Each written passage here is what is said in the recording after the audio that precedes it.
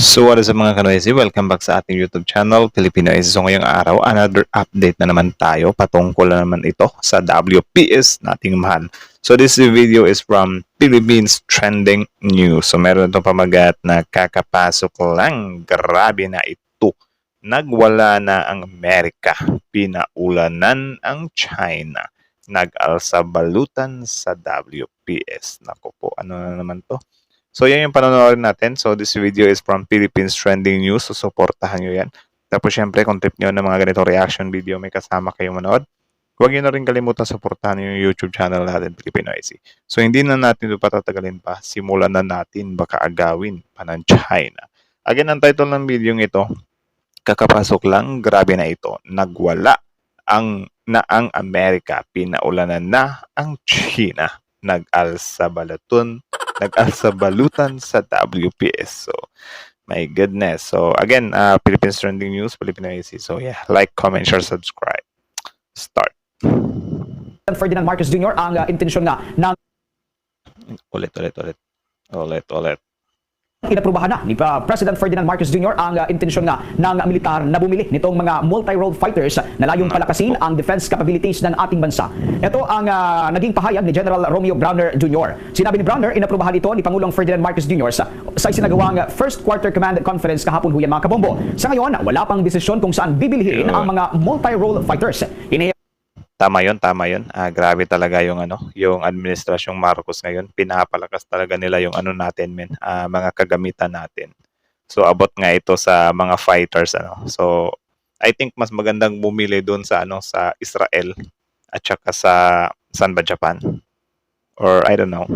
Pani Browner na hindi sapat ang 12 units ng FA-50S ng Philippine Air Force. Kailangan pa na bumili ng 3 pang mga jet fighters na mas malaki, mabilis at mas lethal. Sa sandaling mabili na ang mga naturang fighters, ang Philippine Air Force sa tulong ng kanilang radar system ay maaaring i-deploy para matukoy kung mayroong mga aircraft na lumilipad pa sa airspace ng ating bansa. Ang multi-role. Ang nakakatawa dito, if ever na kahit itong mga, itong mga plano natin na pagbili ng mga ganito, papalagan ng China.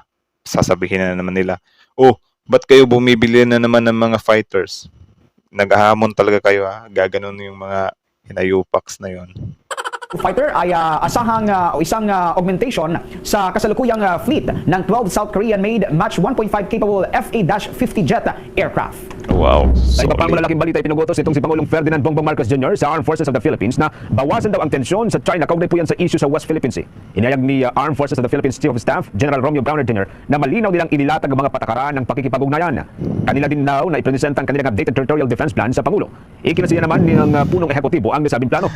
Ang problema dito, kahit na gustuhin man natin na pahupain yung tension dyan, malabo. Kasi yung China, wala gustong-gusto nilang gatungan lagi. Hindi lang ito nakatutok daw sa external defense kundi maging sa loob ng ating bansa. Hindi naman ididetalya nitong si Browner kung ano ang kanilang gagawin para mabawasan ang tensyon dahil daw sa ito ay operational matters na. Pero siniguro ho ng Armed Forces of the Philippines Chief na magpapatuloy ang kanilang rotation and resupply mission dyan sa may BRP Sierra Madre na nakastasyon dyan sa may Ayungin Shoal. Unang inhayag ng Pangulo ng Pilipinas na i-level up na ang pagtugon sa issue sa West Philippine Sea. Hindi lamang dapat makontento raw sa pagkahain ng mga diplomatic protests. Nakatakdang ibalik sa Estado. Rinig nyo yun Rinig nyo yun, ile-level up na. Well, ganoon naman talaga kasi parang lang yan Kapag yung spoiled na tao, hindi na makikinig sa'yo. Dapat iba na yung action na gagawin mo. Alangang abibehin mo pa rin yan. 'Di ba? Parang I think disiplinahin ba yung tamang word. Kasi yung China parang wala sa vocabulary talaga nila na hindi naman siya totally magpa-under. Kundi para lang ba? For fees lang talaga. But I think hindi nila or malabo talagang mangyari yun, men. Estados Unidos ang missile system na unang dinala sa Pilipinas noong buwan ng Abril ng taong kasalukuyan para sa Balikatan Joint Military Exercises. Sa isang panayam, kinumpirma ni Army spokesman Colonel Louis Di Maala na ibabalik na sa Estados Unidos ang Typhoon weapon system nito. Ang naturang missile system mga kabombo ay may kakayahang magpalipad ng anti-aircraft missiles na may operational range. Ang maganda sanang gawin dito, men. Lokohin na lang yung mga taga-ibang bansa na ibinalik na to. Sayang naman, mas magandang dito to sa Pilipinas lang ilagay Kaso lang, pinalagan to ng ng Russia at saka ng China, I think. Correct me if I'm wrong na lang. Parang pinalagan nila ito. Sayang. Or siguro if ever na nagdala sila dito ng 10, magtira lang sila ng mga kahit 4, 'di ba? Tukuhin lang nila yung media na inalis nga natin yan dito. Malaking tulong sa atin yan eh. Na 250 kilometers at Tomahawk land attack missiles na may operational range na 2,500 kilometers. Ang naturang missile system ay posibleng ibalik doon sa Amerika pagsapit naman ng Setyembre ng taong kasalukuyan. Umalala, ilang bansa ang bumatikos sa ginawa ng Estados Unidos na pag-deploy ng naturang missile system sa Pilipinas, kabilang na ang China at Russia. Diba? Triggered kasi sila eh, especially yung China. Triggered sila. Ayaw nilang lumakas tayo eh. Diba? Ito yung hindi na-appreciate ng mga kababayan natin. Sabi nila, mapapahamak lang tayo sa Amerika. Kita nyo naman, nilagyan tayo ng missile ng Amerika. Ano nangyari? Triggered. Kabado na ngayon itong China at Russia. Hindi na mapakali. O US, anong binabalak mo dyan? Kaya ang gusto nila, umalis ka dyan sa Pilipinas, US. Ngayon, sino yung magbe-benefit if ever na umalis tong mga gantong missile sa Pilipinas? Of course, yung China. Sabi na China, okay, wala na silang malakas na armas na gagamitin nila sa amin. So, tuloy ang pangharas. Parang ganun yung mangyayari. Unang pagpupulong ni Chinese Defense Minister Dong Jun at United States Defense Minister Lloyd Austin noong May 2024, inihayag ng Chinese Minister ang pagtutol sa deployment nito sa kadahilanang banta ito sa katatagan ng kapayapaan dito sa rehiyon. Una na rin ibinunyag ni Russian President Vladimir Putin ang pag-deploy ng naturang missile system sa bahagi ng Denmark bago pa man ang pagdadala dito sa Pilipinas.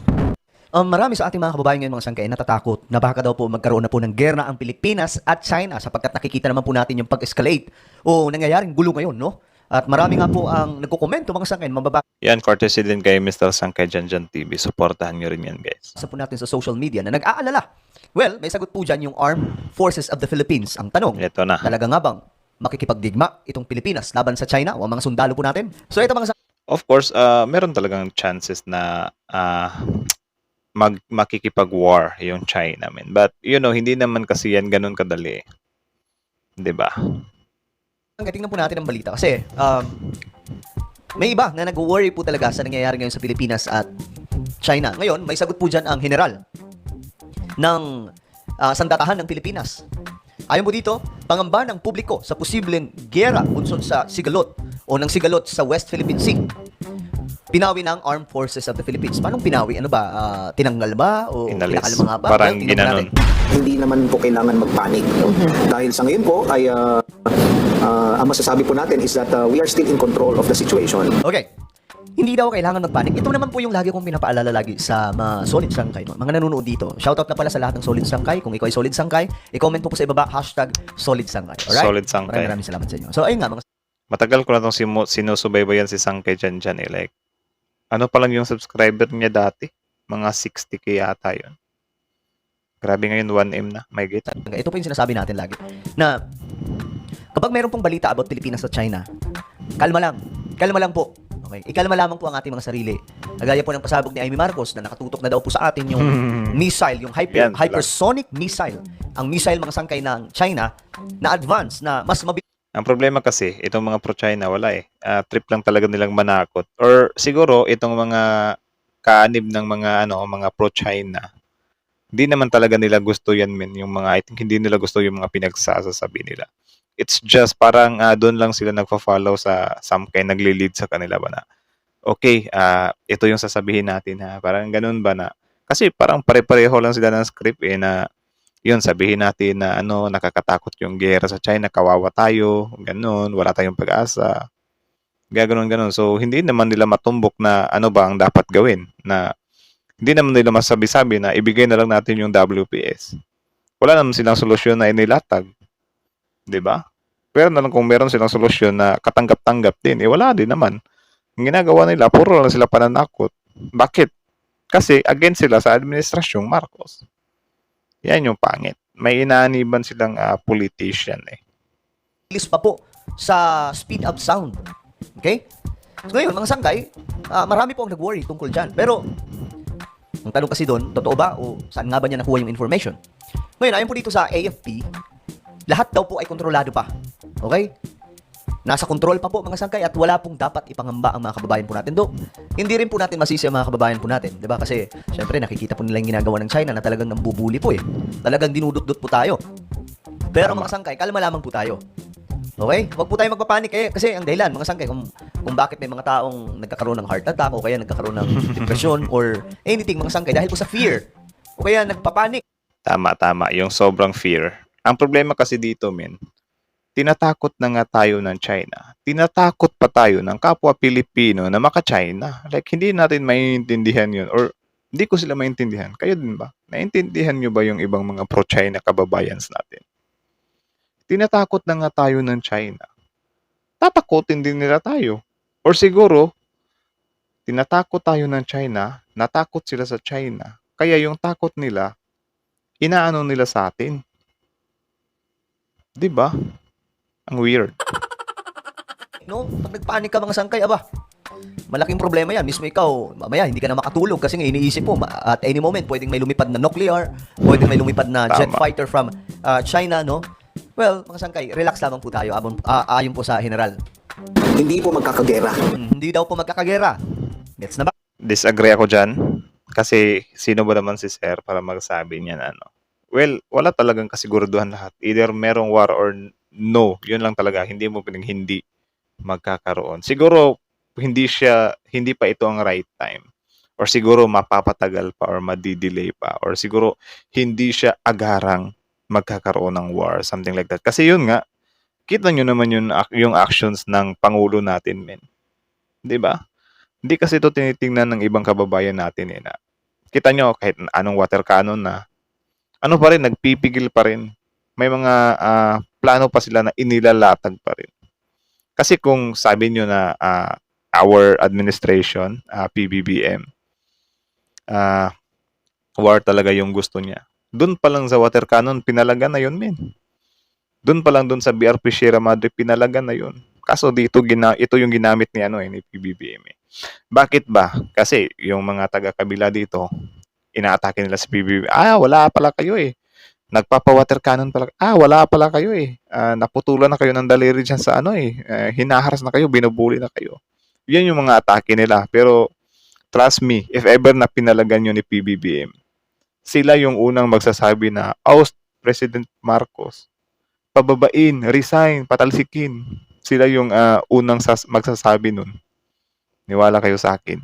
Kaso lang wala eh. Hindi nila mautakan si PBBM eh. Don't panic. Ito ang payo sa publiko ni Armed Forces of the Philippines Chief of Staff General Romeo Browner Jr. kaugnay sa iba't ibang nangyayari na may kaugnayan sa seguridad sa bansa. Basta ang sabi po niya, hindi po magkakagera. Ilista nyo na lang, mga sangkay. Wala pong gera, hindi daw po magkakagera. Tiniyak ni General Browner na kontrolado nila ang sitwasyon sa bansa. Kontrolado ang sitwasyon sa bansa. Okay, ilista nyo na rin, mga sangkay. Ginagamit po natin lahat ng instruments of national power. Hindi lamang po kasi military ang instrument of national power natin. We have economic, information, Alliance. and diplomacy. Pinabulaanan din niya ang mga kumakalat na post o mga mensahe tungkol sa mga kaguluhan maging ang presensya umano ng maraming mga tangke at sundalo sa ilang lugar sa bansa. Okay. Marami kasing ganito, mga sangkay. Nakikita ko rin po yan sa Facebook. No, at iba pang mga article na may mga ganitong klaseng wala pong katotohanan niya. O 'di ba? May mga nagpapalaganap na rin ng fake news. Para saan? Para siraan yung administrasyon natin ngayon. So sad, 'di ba? Okay, inano po yan, binara mismo, sinupalpal ng general. Wala aniyang magiging magandang dulot ang gyera para sa bansa maging sa bansang sasakop sa atin. Ayaw po natin magkagera Tama. kasi talo po tayong lahat, no? Di ba?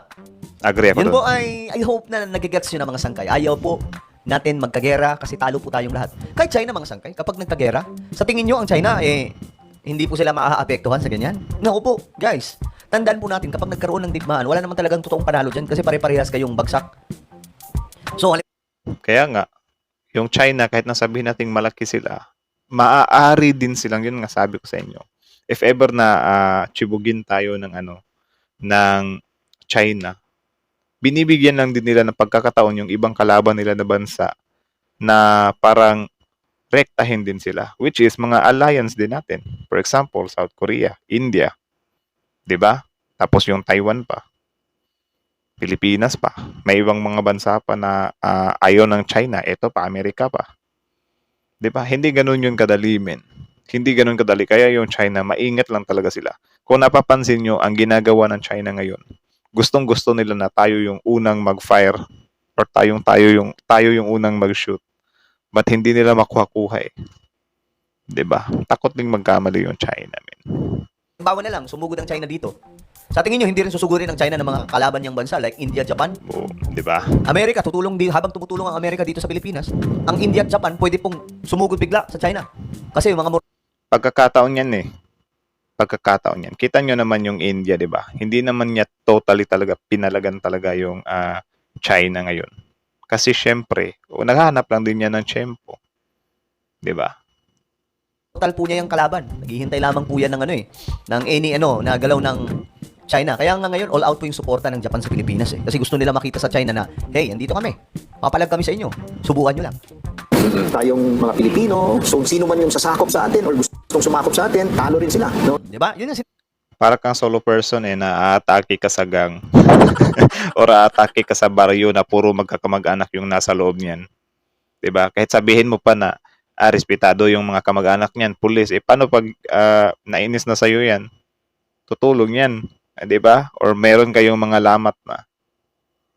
sabi po natin. Dahil wala pong mananalo sa gera. Tama ako. Diba? Si General na mismo ang Tama, nagsabi, tama. wala pong mananalo sa gera. Diba? Pare-parehas, bagsak yung ekonomiya kapag, diba? Nuclear war po ang susunod na gera eh. Diyos mo yung marimar. Tama. Kasabay nito ang pagdami ng fake news na kumakalat. Ayon kay AFP spokesperson Colonel Francel Padilla, layo nito ay sirain ng tiwala ng publiko sa kasalukuyang administrasyon. The Yan. Armed Forces of the Philippines has observed O, 'di ba? Yan yung sad part. Kayo naman kasi naniniwala kayo sa politiko nyo eh. Hindi nyo na nakikita yung other side na, nga no, sinisiraan lang pala yung administrasyon. Bakit? Wala, gustong-gusto lang siguro nilang hawakan yung kapangyarihan. an alarming surge in disinformation campaigns aimed at eroding the public's trust in our institution and the government. Kaya Ako mga sangkay, maniniwala akong matitino ang China at nagwawala lamang sila dito sa Pilipinas dahil andito ang Amerika. Maniniwala ako sa rason na yan kung hindi nila ginagawa yan sa Japan at India. Boom. Kasi ginagawa rin po nila yan sa Japan at India, hindi nga lang sila makapalag kasi nga pumapalag sa kanila. So, dahil ang Pilipinas po yung madali po nilang maapi, kasi wala naman tayong gamit sa karagatan, tayo ang pinag-iinitan. Pero kung marami po tayong mga pandigma sa karagatan, aatras yung mga yan eh. Papayag ba silang mawasak po yung magandang pagpapatakbo sa kanilang ekonomiya nitong China? Tama, Kaya tama. payo nila na sumangguni sa mga lehitimong mapagkukunan ng impormasyon gaya na lang ng AFP. Handa naman sila na magbigay ng tamang impormasyon nang maiwasan ang panik na dala ng fake news sa mga tao. We call on every Filipino to join us in this endeavor, fostering a spirit of Kaso lang, pati AFP natin, sinisiraan ng kabila. Sad. solidarity and resilience against those who wish to weaken our resolve. Payo nila sa publiko na maging matalino at alerto sa mga nababasa o nakikitang mga impormasyon. Yun, tama yun. Siniguro rin ng AFP na sa kanilang hanay ay patuloy ang So, yun hanggang dito na lang muna guys. So, that video is from Philippines Trending News at Sangkay Chanjan TV. Supportahan nyo yan. Tapos syempre, don't forget to support na rin or subscribe our YouTube channel, Filipino Easy. So, yeah, like, comment, share, subscribe. So, kayo, ano masasabi nyo doon? Comment down below and then let's talk about it in the comments section. So, ayun. 'Di ba malinaw naman yun na ito ngang China, sabi nga ni Sir sa AFP, 'di ba, na malabo or though hindi siya totally malabo. May chance siya pero I think sobrang liit lang ng chance na unang magfa-fire yung China. Ang ginagawa lang talaga ng China, pinoprovoke nila tayo. Tapos siguro kapag doon na tayo parang tayo yung unang mag-shoot, yun, I think doon meron talagang war doon. Kaso lang, hindi ayaw ibigay ng Pilipinas eh. Kaya inis na inis sila. Ito namang mga natin, mga Filipino pro-China natin. Ang lakas din makatrigger. Tinitrigger din nila na palagan na yan, palagan na yan, palagan na yan. Ginaganon din nila. 'Di ba? Hindi nila or siguro hindi sila makapag-intay sa plano ng gobyerno natin or trip lang talaga nila na masiraan tong administrasyon natin ngayon. Biruin yun, nagpapalaganap ng mga fake news. 'Di ba? Para lang sa poon nila, para lang sa sinasamba nilang politiko. Which is ang pangit, 'di ba? Nakakalungkot. Nakakalungkot, men.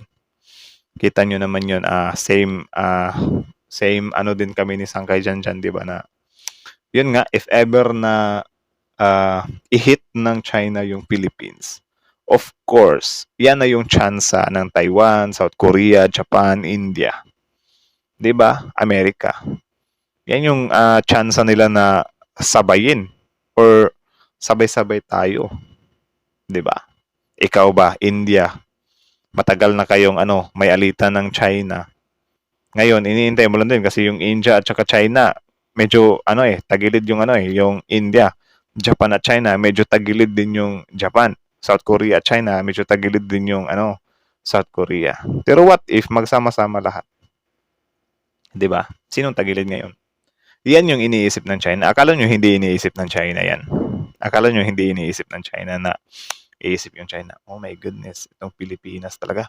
Gagawa tayo ng paraan para mabuwag sila sa Amerika. Kasi meron silang alliance eh.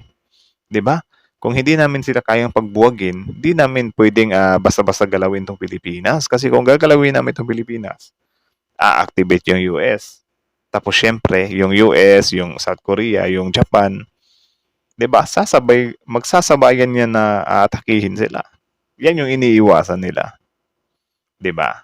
Pero if ever na yung Pilipinas na yung nag-unang nag-shoot, doon medyo tagilid tayo doon. Baka yung ibang bansa magdadalawang isip kasi syempre meron din silang some kind mindset na ba't kami tutulong, ikaw yung nanguna. Pero hindi siya nanguna na kasi yung ginagawa ng China pambubuli. What I mean nanguna is yung Pilipinas yung nagkamali na mag-kill ng Chinese, 'di ba? Yun yung pinaka-iniiwasan natin. So, yeah, that's it. Kayo, ano masasabi nyo dito? Comment down below and then pag-usapan natin yan sa comment section. So again, hanggang dito na lang muna. Philippines Trending News, ang kay Janjan TV, Philippinize. So yeah, Philippinize, it's